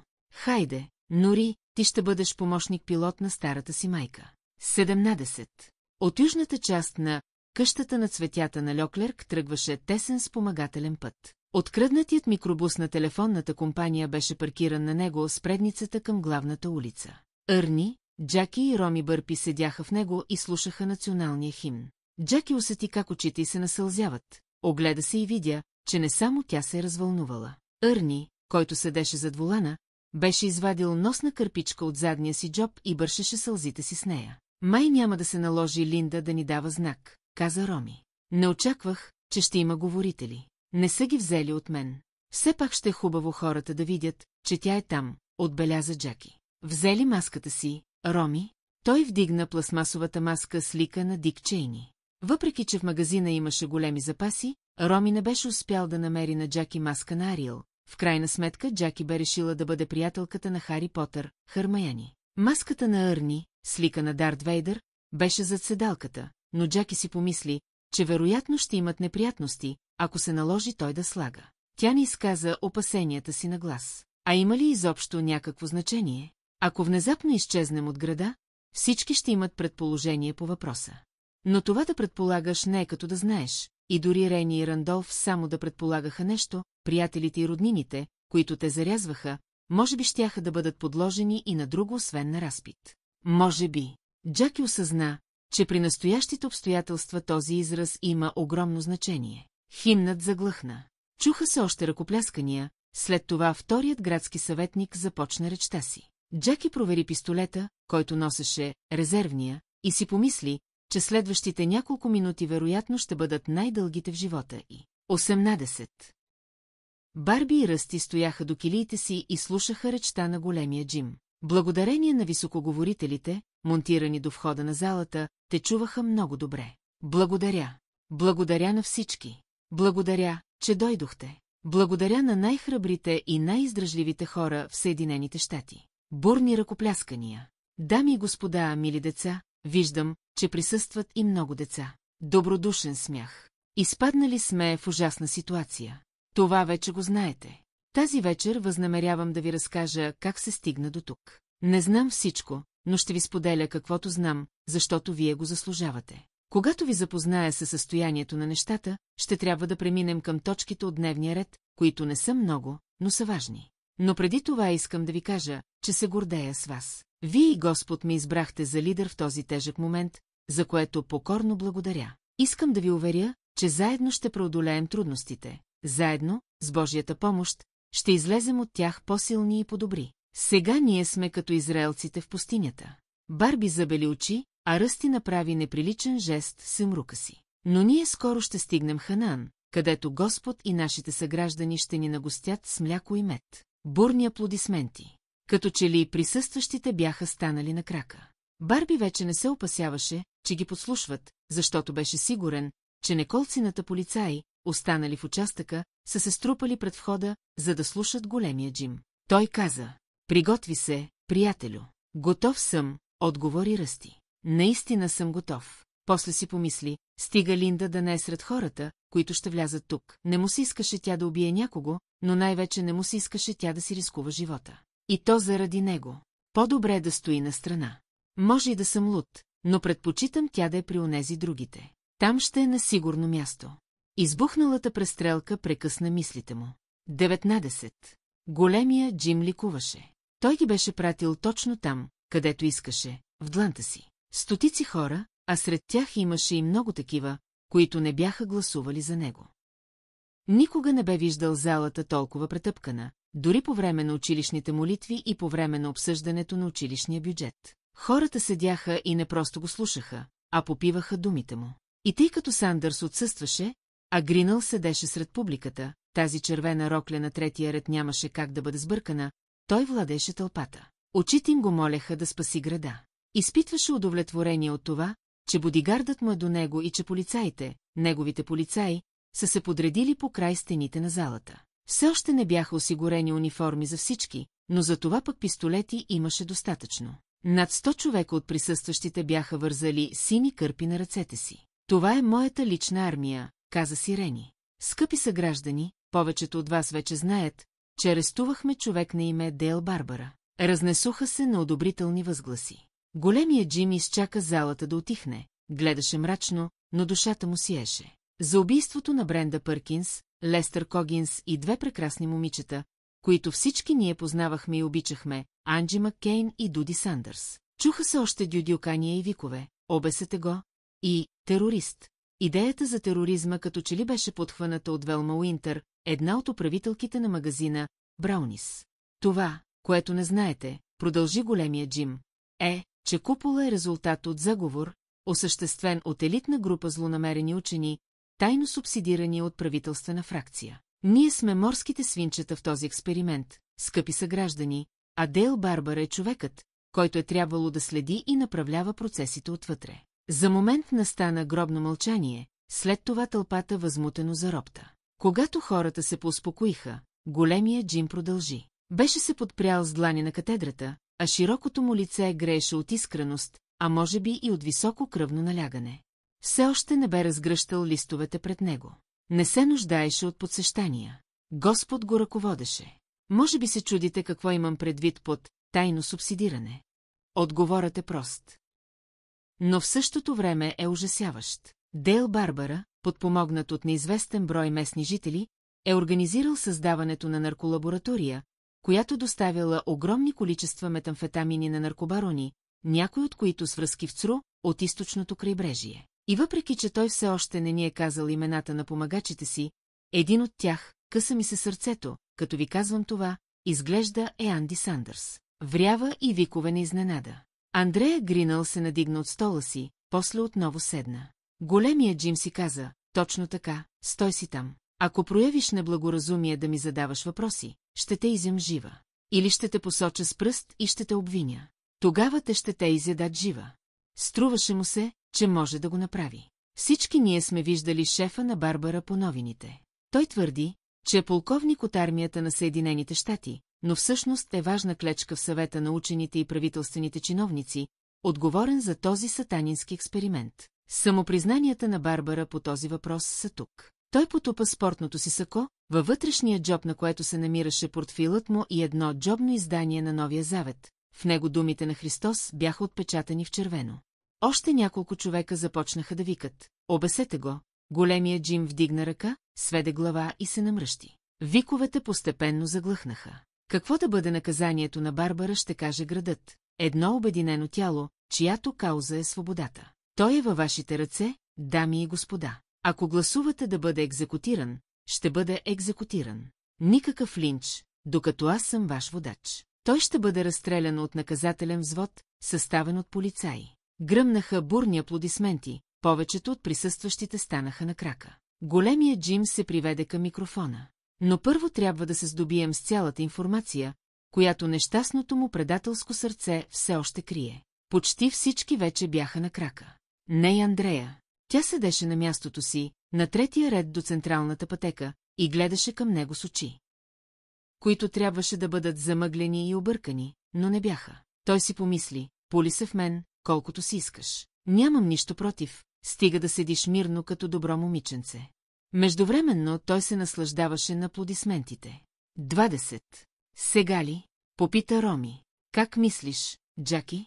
"Чакай малко", отговори тя. Това беше чисто и просто инстинкт, а нейните инстинкти обикновено не подвеждаха. По-късно тя щеше да се чуди колко живота можеха да бъдат спасени, ако беше казала на Роми: "Хайде да тръгваме." 21. Когато надникна през една цепнатина в стената на моста на мира, младши видя, че дори хората отвън са се изправили на крака, и същият този инстинкт, който накара Джаки да изчака още малко, го накара да действа. Той се измъкна изпод моста, излезе от страната на общинския парцел и тръгна към тротуара. Когато съществото, благодарение на което майка му беше забременяла с него, започна отново да говори, той се отправи към полицейски участък. Тъмното петно, мържелеещо се пред лявото му око, отново се беше оголемило, но мислите му бяха ясни. "Идвам, Барби. Ей, сега ще те спипам." 22. "Тези хора са ненадминати лъжци", продължи големия Джим, "и когато отидете до купола, за да се видите с любимите си хора, кампанията срещу мен ще достигне кулминацията си. Кокс и помагачите му ще направят всичко възможно да ме очернят. Ще ме нарекат лъжец и крадец. Възможно е дори да кажат, че аз съм ръководел тяхната нарколаборатория. Тия ми", изрече спокойно някой. Беше Андрея Гринъл. Тя стана и всички погледи се насочиха към нея. Яркочервената й рокля сякаш изпълняваше функцията на удивителен знак. Изгледа презрително големия Джим, след това се обърна към хората, които я бяха избрали за трети градски съветник. "Хора, трябва да се отърсите за момент от страховете си", каза тя. "Когато го направите, ще разберете колко абсурдна е скалъпената от него история. Джим Рени смята, че ще изпаднете в паника като стадо говеда по време на гръмотевична буря. Тук съм родена и отрасла. Тъй, че ви познавам много добре." Той греши. Големия Джим изчака да заехтят гневни викове. Нищо такова обаче не се случи. Не, че местните хора й вярваха, те просто бяха шокирани от внезапния обрат. Алис и Ейдън Епълтън се бяха обърнали назад, коленичили върху скамейката, те се взираха с широко отворени очи в дамата в червено. Каро също изглеждаше шокирана. Таен експеримент. Каква глупост само. Нашето правителство е вършило доста гадни неща през последните 50 на години, напълно съм съгласна с това, но да захлукят цял град с някакъв вид силово поле, само за да видят какво ще направим. Пълна идиотщина. Единствено хора, изпаднали в паника, биха повярвали на такова нещо. Рени го знае, затова предизвиква паника. Големия Джим беше загубил самообладание за момент, но постепенно започваше да се окопитва. Освен това, микрофонът беше пред него. "Дами и господа, Андрея Гринъл е добра жена, но тази вечер не на себе си. Тя също е ужасена, разбира се, но има и нещо друго. Съжалявам, че го казвам, но след като падна преди време, тя започна да пие лекарство, към което лесно се привиква, става въпрос за... От няколко дена не съм пила нищо по-силно от аспирин", отговори спокойно Андрея. "Здобих се с документи, от които става ясно, че... Мелвин Сиърлс", изкръща големия Джим. Изведи съветник Гринъл от залата и я съпроводи до дома и действай внимателно, но твърдо. Може би ще се наложи да бъде прегледана в болницата. Тя не е на себе си. Чуха се одобрителни подвиквания, но Рени не получи мощна подкрепа, каквато очакваше. Мел Сиърлс едва бе пристъпил напред, когато Хенри Морисън го побутна с длан в гърдите, отпращайки го към стената. "Нека оставим да се доизкаже", каза Хенри. Тя също е градски съветник, нека се доизкаже.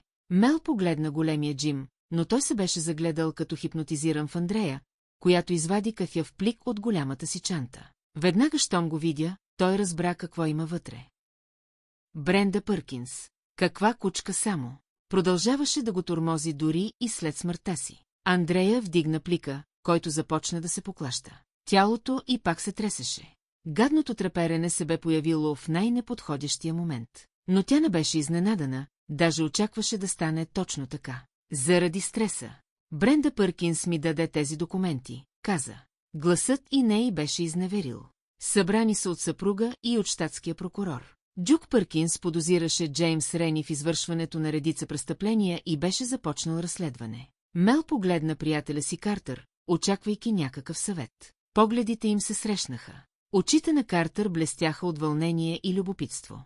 Той посочи Андрея, след това опря длан в гърлото си, накара я да млъкне. Този път Хенри Морисън не спря Мел, както и почти всички в залата, той се бе зазяпал в Андрея Гринъл. Марти Арсено и Фреди Дентън се присъединиха към Мел, който притича приведен през сцената, сякаш за да не пречи на гледката. Тот Уендълстът и Лоран Конри, които бяха в другия край на залата, също не стояха безучастни. Уендълстът бе извадил импровизираната си палка, направена от парче бастун, Конри бе стиснала дръжката на пистолета си. Андрея ги видя, че идват, но не спря да говори. Доказателствата са в този плик и смятам, че заради тях. Тя се канеше да добави. Заради тях умря Бренда Пъркинс, когато треперещата и запотена лява ръка изпусна вървите на чантата. Чантата падна на пътеката, а дулото на пистолета се показа навън като перископ.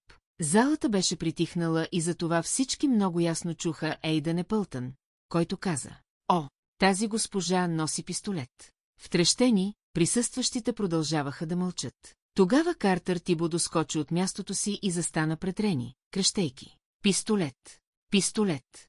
Пистолет!“ Ейдън слезе на пътеката, за да огледа по-подробно. „Не, Ейдън!“ Извика Каро и се наведе да вдигне момченцето тъкмо когато Мел изстреля първия куршум. Куршумът проби дупка в полирания дъсчен пот, точно пред лицето на Каролин Стърджис. Разхвърчаха се трески. Една от тях се заби под дясното и око и по лицето й потече кръв. Тя не чуваше виковете. Коленичи на пътеката, сграбчи Ейдън за раменете и го притисна към бедрата си като футболна топка. Момченцето скочи на пейката, където седеше допреди малко. Беше се стреснало, но иначе му нямаше нищо. Пистолет. Тя има пистолет. Изкреща Фреди Дентън и с рязко движение отстрани Мел от пътя си. По-късно щеше да се закълне, че младата жена е посегнала към оръжието и че се опитал само да я рани. 23. Благодарение на високоговорителите тримата човека, седящи в откраднатия микробус, разбраха, че в залата става нещо неочаквано. Речта на големия Джим и съпътстващите ръкопляскания бяха прекъснати от някаква жена, която говореше на висок глас, те обаче не можеха да разберат думите, тъй като микрофонът беше твърде далече от устата й. Гласът заглъхна в настъпилата врява. Чуха се викове, а след това и изстрел. „Какво става, по дяволите?“ възкликна Роми. „Още изстрели. 2 или 3. И викове. Няма значение“, каза Джаки. „Тръгвай,Ърни, бързо. Ако ще вършим тази работа, сега му е времето.“ 24. „Не.“ Изпища Линда и скочи на крака. „Не стреляйте. Тук има деца. Има деца.“ Хората в залата бяха изпаднали в паника. Допреди малко те не се държаха като стадо изплашени говеда, но нещата вече се бяха променили. Повечето се втурнаха към входната врата. Първите успяха да излязат навън, после тълпата запречи входа. Малцината, които бяха запазили частица здрав разум, минаха по пътеките и излязоха през страничните изходи, намиращи се от двете страни на сцената. Линда посегна към Каролин Стърджис, възнамерявайки да издърпа към пейките, където не беше толкова опасно, когато тичащият по централната пътека Тоби Еманинг връхлетя върху нея. Коляното му попадна в тила на Линда и тя се строполи на пода, замаяна от удара. „Каро!“ Писъкът на Алис Епълтън идваше от някъде много далеч. „Каро, стани! Каро, стани! Каро! Стани!“ Каролин се надигна и точно в този момент Фреди Дентън ни пусна един куршум между очите, убивайки я на място. Децата започнаха да крещят. По лицата им имаше капчици кръв. Линда почти не усещаше, че я ритат и тъпчат. Тя застана на ръце и крака, в момента не можеше да си справи, и запълзя към отсрещната пътека. Едната й ръка попадна в изтеклата от Каролин кръв. Ейдан и Алис се опитваха да стигнат до Каро. Знайки, че те могат да пострадат сериозно, ако застанат на пътеката, Андрея се присегна над пейката, за да ги задържи. Освен това искаше да им попречи да видят какво е станало с жената, която мислеше за тяхна майка. Беше изпуснала файла Вейдър. Картер Тибодо точно това и чакаше. Той все още стоеше пред Рени, прикривайки го с тялото си, но вече беше извадил пистолета си и го беше подпрял на лявата си предмишница. Натисна спусъка и досадната жена с червената рокля, жената, която беше предизвикала всичко, отхвърче назад. Наоколо цареше хаос, но Картер беше запазил самообладание. Той слезе по стълбите и бавно се отправи към мястото, където лежеше жената с червената рокля. Изблъскваше настрани тичащите хора, които му се изпречваха на пътя. Разплаканото момиченце се опита да се хване за крака му, но той го срита, без дори да го погледне. След няколко секунди забеляза плика. Беше паднал до протегнатата ръка на Гринъл. Върху думата Вейдър имаше кървав отпечатък от стъпка. Запазвайки спокойствие, Картер се огледа наоколо и видя, че Рени се е вторачил смаяно в блъскащите се хора. Добре. Картер измъкна ризата си от панталоните, като междувременно запрати настрани пищещата Карла Венциано, която се бе блъснала в него. Пъхна плика под колана си отзад на кръста. Човек е добре да си има застраховка. Отстъпи заднишком към сцената, за да не бъде отнесен. Щом стигна до стълбите, се обърна и се качи горе. Рандолф, безстрашният началник на градската полиция, все още седеше на мястото си, подпрял длани върху дебелите си бедра. Ако в средата на челото му не пулсираше вена, щеше да прилича на статуя. Картер хвана големия Джим за ръката. Хайде, шефе! Той го погледна объркано, сякаш не знаеше кой е и какво прави на това място. След това очите му леко се проясниха. Гринъл. Картер посочи тялото на жената, проснато по средата на пътеката, разрастващата се локва кръв под главата и подхождаше под цвят на роклята. Ами добре, каза големия Джим. Да се махаме от тук. Да слезем долу. Ти също, Питър. Ставай. Рандолф продължаваше да седи и да се взира тъпо в обезумялата тълпа, затова Рени го ритна. Мърдай. В шумотевицата никой не чу изстрелите, които отекнаха наблизо. 25. Барби и Ръсти се спогледаха. Какво, по дяволите, става там? Попита Ръсти.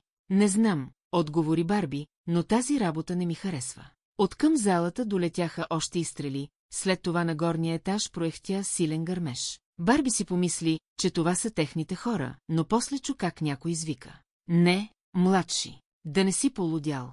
Ордлоу, прикрий ме. Проехтяха още няколко изстрела. 4 или 5. О, Боже! Възкликна Ръсти. Яко загазихме. Прав си, отговори му Барби. 26. Младши поспря на стълбите пред входа на полицейския участък и погледна през рамо към залата, от която се разнасяше врява. Хората отвън бяха станали от пейките и бяха проточили вратове, опитвайки се да видят какво става. Само че нито той, нито те виждаха нещо. Помисли си, че някой го е улеснил, като е убил баща му, после се концентрира в текущата задача. Чакаше го работа в кафеза. Младши мина през вратата, на която имаше табела с надпис. Ние, полицаите, работим рамо до рамо с вас, гражданите. Стейси Могин се спусна към него. Руб Либия следваше по петите. Майки Ордлоу беше в стаята за подготовка, стоеше точно пред строгия надпис, който предупреждаваше. Кафето и поничките не са безплатни, изглеждаше доста уплашен. Не можеш да влизаш тук, младши, каза Стейси Могин. Разбира се, че мога, фъфлеше леко, защото лявата част на устата му беше изтръпнала. Отравяне стали. Барби, аз съм полицейски служител. Пиян си, така е, нали? Какво става там? След това кучката явно реши, че няма да може да получи свързан отговор и го блъсна в гърдите. Той се олюля на болния си крак, като за малко не се строполи на земята. Махай се, младши. Тя погледна назад и каза последните си думи на този свят. Стой там, Ордлоу. Никой няма да слиза долу. Когато отново се обърна към младши, канейки се да го изрита навън, тя се озова пред дулото на една полицейска берета. Остана и време само за една мисъл. О, не, той няма да. А после някаква мека боксова ръкавица я удари в гърдите, отхвърляйки я назад. Видя смеяното лице на Руб Либи, беше наопаки, защото главата й се беше отметнала назад, след това се пресели в отвъдното. Не, младши, да не си полудял. Изрева Руб и посегна към пистолета си. Уордлоу, прикри ме. Но майки Уордлоу само гледаше втрещено, докато младши изстрелваше 5 куршума към братовчеда на Пайпър Либи. Лявата му ръка беше вдървена, но дясната все още функционираше нормално, а и неподвижната мишена, отстояща на разстояние 2 метра, не беше предизвикателство за уменията му да стреля. Първите 2 куршума се забиха в корема на Руб, който отскочи назад, блъсна се в бюрото на Стейси Мугин и го преобърна. Руб се преви, притискайки корема си с длани. Третият куршум пропусна целта, но следващите 2 пронизаха главата му. Той се свлече, правейки гротескна балетна стойка. Главата му, това, което беше останало от нея, застана между изпружените му на пода крака, сякаш бяха прозвучали финалните акорди и той се беше поклонил на публиката. Младши влезе коцукайки стаята за подготовка, държеше димящата берета пред себе си. Не можеше да си спомни колко точно куршума е изстрелял. 7, а може би 8 или 20, кой би могъл да знае със сигурност, пак започваше да го мъчи главоболие. Майки Уордлоу вдигна ръка. На широкото му лице бе цъфнала оплашена помирителна усмивка. Няма да ти създавам никакви проблеми.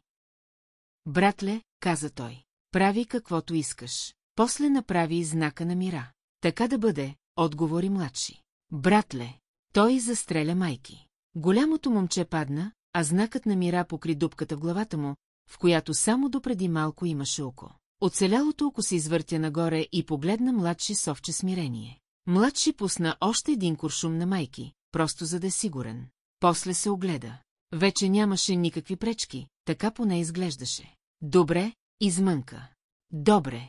Тръгна към стълбището, но спря и се върна при тялото на Стейси Могин. Увери се, че нейният пистолет също е Берета Таурус, после извади празния пълнител.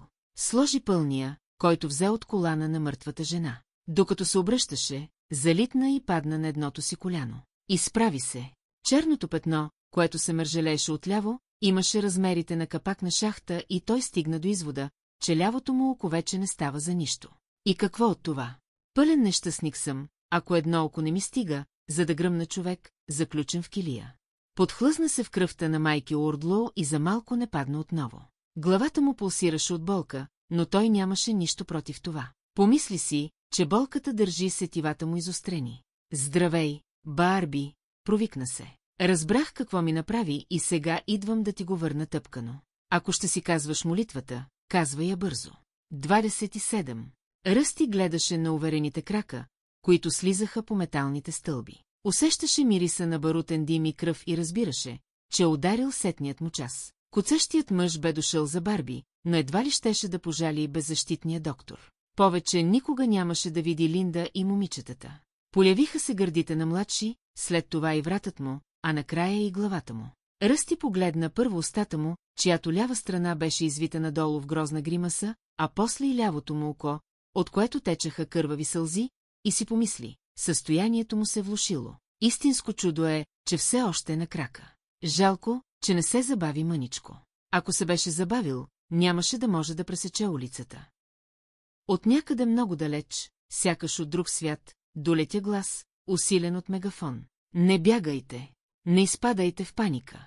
Опасността отмина. Говори полицай Хенри Морисън. Повтарям, опасността отмина. Когато стъпи на последното стъпало, младши се подхлъзна. Вместо да падне и да си счупи врата, той се отпусна тежко на дясното си коляно. Отпочина си няколко секунди. Приличаше на професионален боксер, който се кани да стане и да продължи схватката, след като съдията брои до 8. На Ръсти всичко му се виждаше ясно, близко и прекрасно. Скъпият свят, който внезапно беше станал тънък и нереален, сега приличаше на марля, опъната между него и бъдещето. Ако изобщо имаше бъдеще. Падни на пода, младши, по лице, припадни, мръснико.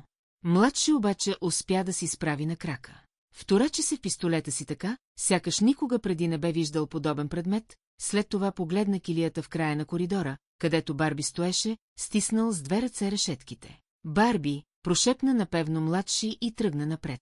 Ръсти отстъпи назад, защото си помисли, че е възможно младши да не го забележи. Възможно беше и да се самоубие, след като приключи с Барби. Знаеше, че това са мисли на страхливец, но разбираше и че разсъждава практично. Не можеше да направи нищо за Барби, но можеше да се опита да се спаси. Щеше да се получи, ако го бяха заключили в някоя от килиите вляво, защото младши не виждаше с лявото си око. Но той беше вдясно и младши го забеляза. Болният спря и се загледа в Ръсти. Върху полупарализираното му лице се четеше леко объркване, но и лукавство. Фъсти, каза той. Така ли ти беше името? Или Берик? Не мога да си спомня. Ръсти искаше да го помоли да не стреля, но езикът му бе залепнал за непцето. А и каква полза имаше да му се моли? Младият мъж вече вдигаше пистолета. Канеше се да стреля. Нищо не можеше да го спре. Мозъкът на Ръсти потърси спасение там, където много други мозъци бяха намирали спасение в последните съзнателни мигове, преди копчето да бъде натиснато, преди капанът да зейне.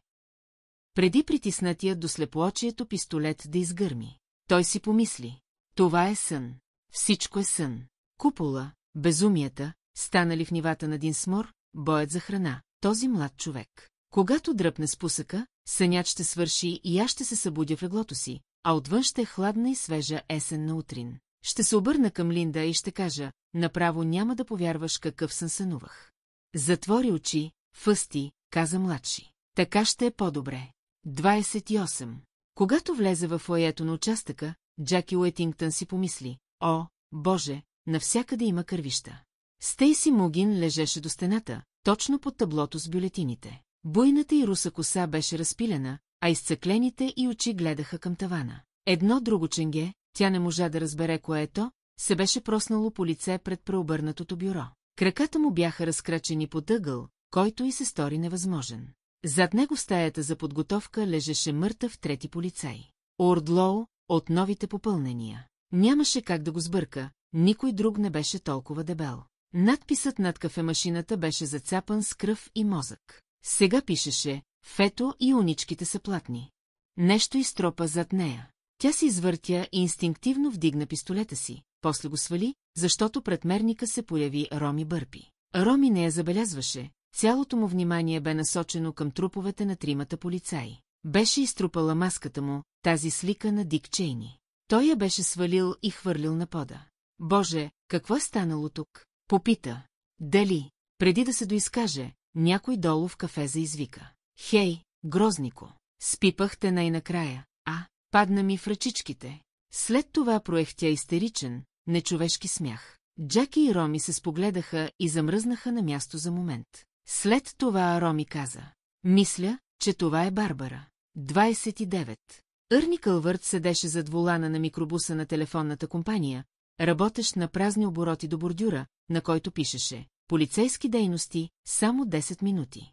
Беше заключил всички врати, защото се страхуваше да не бъде нападнат от паникюсаните хора, тичащи по главната улица. Държеше пушката, която Роми бе пъхнал зад шофьорската седалка, но едва ли щеше да използва, дори ако някой се опиташе да влезе в микробуса, години наред беше продавал зеленчуци на тези хора. Разпознаваше ги, въпреки че лицата им бяха зачервени и разкривени от ужас. Видя Хенри Морисън, който се щураше из моравата пред залата като хрътка, изгубила следата. Той крещеше в мегафона, опитвайки да внесе малко ред в хаоса. Падна на земята, блъснат от някакъв човек, но успя веднага да си справи. Там бяха и другите – Джордж Фредерик, Марти Арсено и онова момче Сирлс. Той изпъкваше заради бинтованата си глава, братята Бауи, Роджер Килиан и още неколцина новобранци. Фреди Дентън слезе по широките стълби пред входа, стиснал пистолет в ръка. Хората, които не бяха наясно с нещата, може би очакваха началникът на полицията да оглави групата хаотично действащи ченгета, опитващи се да въведат ред, но Рандолф го нямаше.Ърни не очакваше подобно чудо. Той знаеше, че Питър Рандолф е въздух под налягане и не се изненадваше от отсъствието му. Нито пък се безпокоеше от него. Безпокоеше се обаче от това, че от полицейски участък не излизаше никой и че вътре отекнаха още изстрели. Тези бяха глухи, сякаш идваха от сутерена, там, където бяха килиите за задържаните.Ърни нямаше навик да се моли, но сега се молеше. Молеше се да не го забележи някой от хората, бягащи от залата. Молеше се Джаки и Роми да се измъкнат невредими, с или без Барбара и Еварет. Мина му през ума, че може просто да подкара микробуса и да избяга, после се стресна от това, колко изкусително му се беше сторила тази мисъл. Мобилният му телефон зазвъня.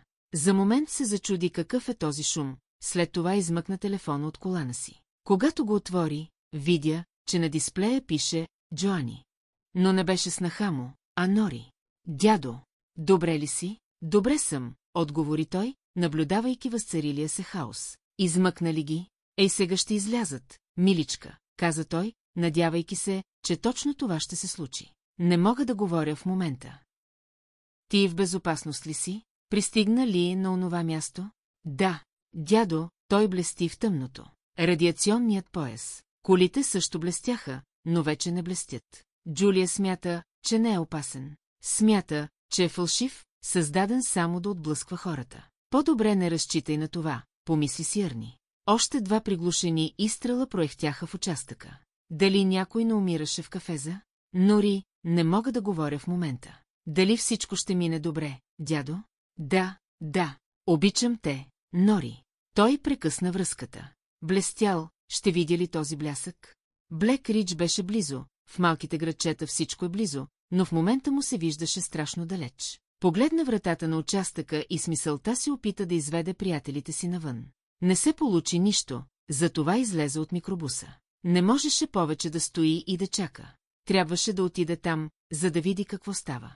30. Барби видя как младши вдига пистолета. Чу го да казва на Ръсти да си затвори очите. Разкреща се, без да се замисля какво иска да каже, думите просто излетяха от устата му. Хей, грознико, спипах те най-накрая, падна ми в ръчичките. Започна да се смее истерично като побъркан, който не си пие лекарствата. Помисли си, значи така се смея, когато се приготвям да умра. Трябва да запомня това, тези мисли го накараха да се изсмее още по-громко. Младши се обърна към него. Върху дясната страна на лицето му се изписа изненада, лявата беше застинала в нацупена гримаса. В главата на Барби се полявиха спомени за един злодей, за който беше чел като малък, не можа обаче да се сети как му беше името. Май беше от противниците на Батман, те бяха най-гъдните. Тогава си спомни, че по-малкият му брат Уендъл казваше «пропивници» вместо «противници» и смехът му стана още по-истеричен. Има и по-лош начин да си отиде човек, помисли си той, докато промушваше ръцете си през решетките, за да покаже на младши два средни пръста. Помните ли Стъб от Моби Дик? Ще посрещна съдбата си с усмивка на уста. Младши забеляза, че Барби му показва средни пръсти.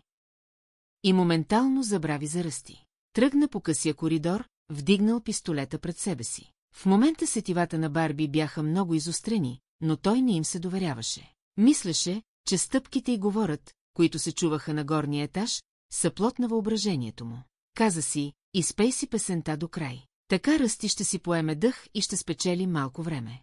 Ето те и теб, грознико, каза. Помниш ли как ти начуках канчето онази нощ в Дипърс? Скимтеше като пребито псе.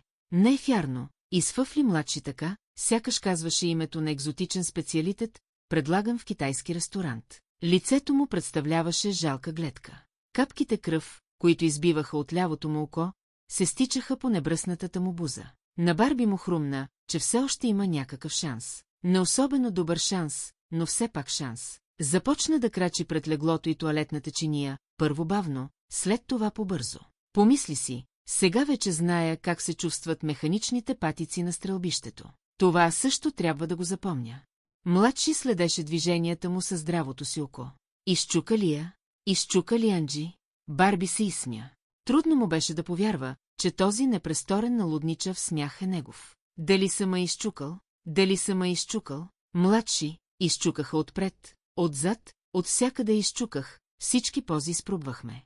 Чуках я, докато не започна да пее маршове и евъргрини. После тя се свлече на пода и започна да ме моли за още.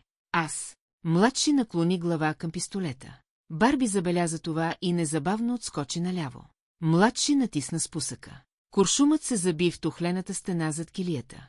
Разхвърчаха се яркочервени отломки. Част от тях се удариха в решетките. Въпреки че ушите му кънтяха, Барби чу изтръкванията, сякаш някой сипваше грах в тенекия на купа, но нито една не оцели младши. Мамка му. Ръсти изкръща нещо от килията си, вероятно се опитваше да отвлече вниманието на младши, но този път той не се поддаде, главната мишена беше на мушката му. Не още, помисли си Барби. Продължаваше да се смее. Истерично. Както преди. Не още, грозни циклопе. Тя каза, че не можеш да го вдигнеш, младши. Наричаше те мистър Клюмна лапатка. Смеехме ти се, докато... Той отскочи надясно в момента, в който младши отново натисна спусъка. Този път куршумът профуча със свистене по край главата му. Пак се разхвърчаха тухлени отломки. Една от тях го перна по врата.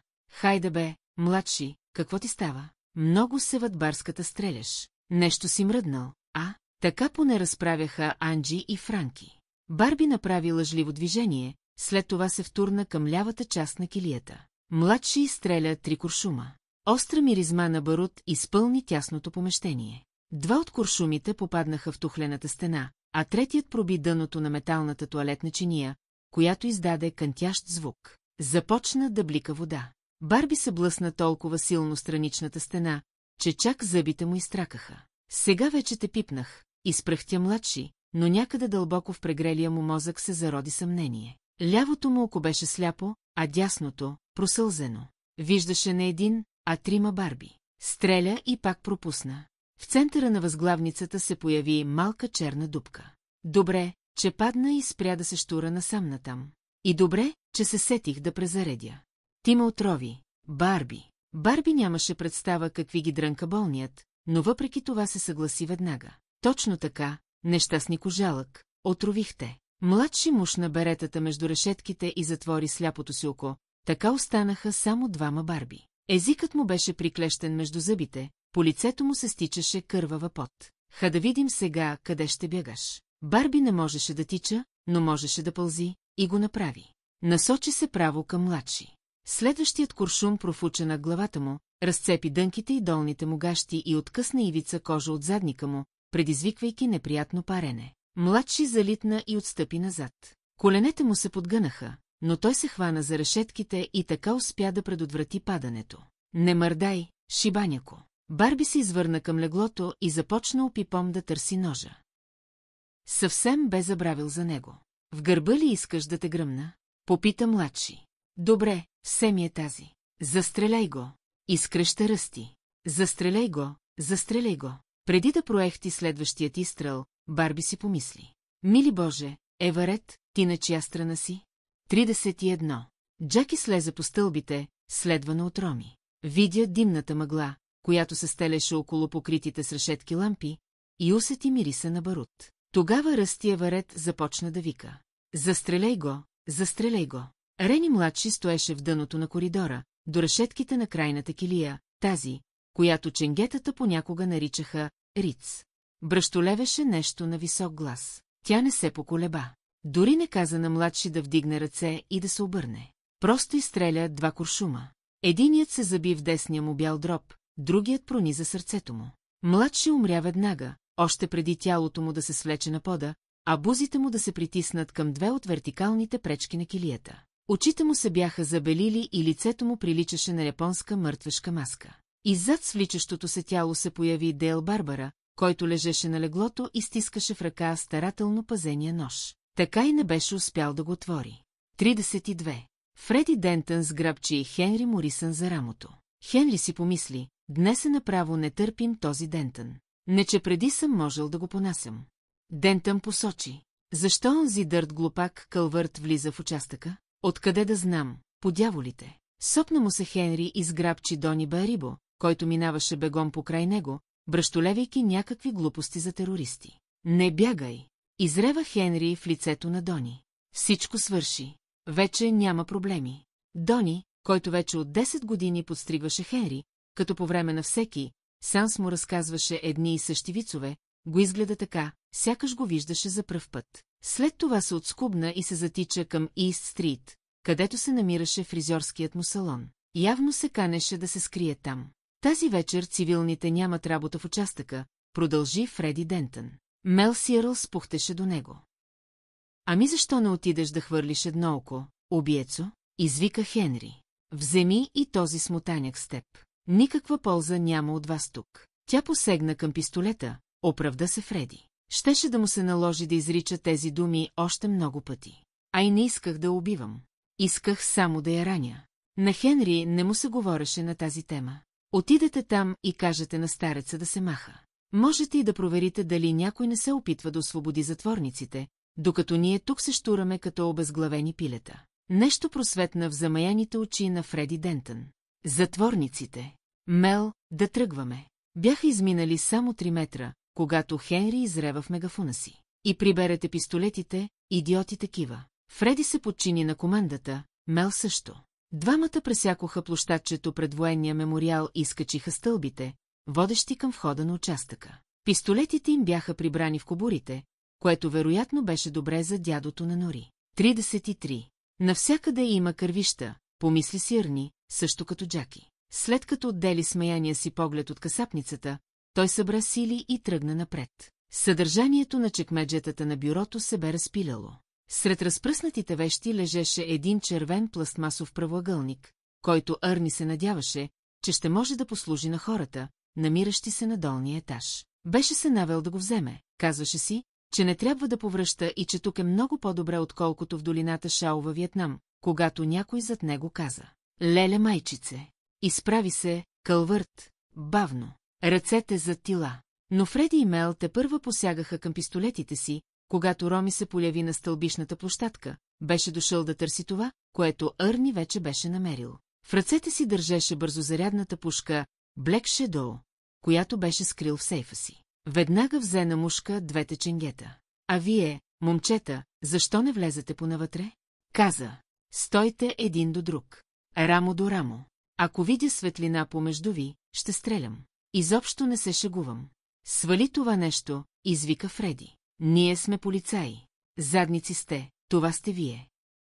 Застанете и там до онова табло. И стойте плътно един до друг." "Арни, какво правиш тук по дяволите?" Чух стрелба. Разтревожих се. Той вдигна червената електронна карта, с която се отваряха килиите в кафеза. "Това май ще ви трябва. Освен ако не са мъртви. Живи са, но им се размина на косъм. Занеси го на Джаки. Аз ще наглеждам тези момчета. Не бива да ги пускаш, те са затворници", каза Мел. "Барби е убиец." Другият се опита да накисне господин Рени с някакви документи или нещо такова. Роми не си направи труда да им отговори. "Хайде, Арни, побързай. А какво ще стане с нас?" попита Фреди. "Няма да ни убиеш, нали?" "Защо ми е да те убивам, Фреди? Все още ползваш култиватора, който взе от мен миналата пролет. Не си плащаш редовно вноските, доколкото си спомням." "Не, просто ще ви заключим в кафеза. Да видим дали ще ви хареса там." Мирише гадно, но кой знае, може и да ви хареса. "Защо ви трябваше да убивате майки?" попита Мел. Той беше просто едно глуповато момче. "Не сме ги убили ние", отговори Роми. "Вашето приятелче младши ги уби." Помисли си, не че някой ще ни повярва. "Младши!" възкликна Фреди. "Къде е той?" "Предполагам, че е фада и че мята въглища в някой от огньовете", отвърна Роми. "Такава работа възлагат на новобранците." 34. Барби, Ръсти, Джаки и Арни се качиха на горния етаж. Двамата бивши затворници като че ли все още не можеха да повярват, че са живи. Роми и Джаки отведоха Фреди и Мел в кафеза. Когато видя сгърченото тяло на младши, Мел каза: "Ще съжалявате за това." Роми изсъска. "Затваряй си плювалника и влизай в новия си дом." Двамата в една килия. "Нали сте приятели?" Щом Роми и Джаки се качиха горе, двамата полицаи започнаха да крещят. "Да се махаме, преди да е станало късно", настоя Арни. 35.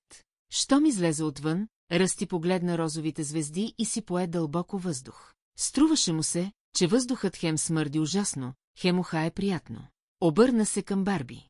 "Не очаквах, че ще видя отново небето. Нито пък аз. Хайде да се умитаме от града. Какво ще кажеш да отскочим до Майами Бич?" Ръсти все още се смееше, докато влизаше в микробуса. На муравата през залата имаше няколко ченгета. Едно от тях, Тод Уендълстът, погледна към тях. Арни му махна с ръка, след секунда Роми и Джаки последваха примера му. Уендълстът отговори на поздрава им, след това се наведе да помогне на една жена, която беше паднала на тревата. Арни седна зад волана и сплете жиците, които висеха под таблото. Моторът забръмча, страничната врата се затвори с трясък и микробусът тръгна. Мина бавно по Таунко Манхилади, криволичайки покрай шокираните граждани, които вървяха по улицата. Напусна центъра на града и се отправи към Блек Рич, постепенно набирайки скорост.